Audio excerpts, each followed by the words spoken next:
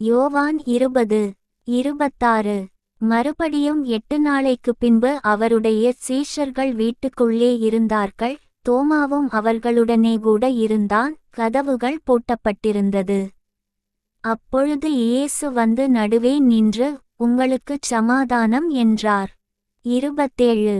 பின்பு அவர் தோமாவை நோக்கி, நீ உன் விரலை இங்கே நீட்டி என் கைகளைப் பார், உன் கையை நீட்டி என் விலாவிலே போடு, அவிசுவாசியாயிராமல் விசுவாசியாயிரு என்றார்.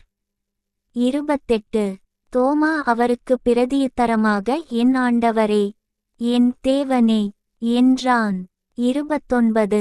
அதற்கு இயேசு, தோமாவே, நீ என்னைக் கண்டதினாலே விசுவாசித்தாய், காணாதிருந்தும் விசுவாசிக்கிறவர்கள் பாக்கியவான்கள் என்றார். 30. இந்த புஸ்தகத்தில் எழுதியிராத வேறு அநேக அற்புதங்களையும் இயேசு தமது சீஷருக்கு முன்பாகச் செய்தார். 31. இயேசு தேவனுடைய குமாரனாகிய கிறிஸ்து என்று நீங்கள் விசுவாசிக்கும்படியாகவும், விசுவாசித்து அவருடைய நாமத்தினாலே நித்திய ஜீவனை அடையும்படியாகவும் இவைகள் எழுதப்பட்டிருக்கிறது.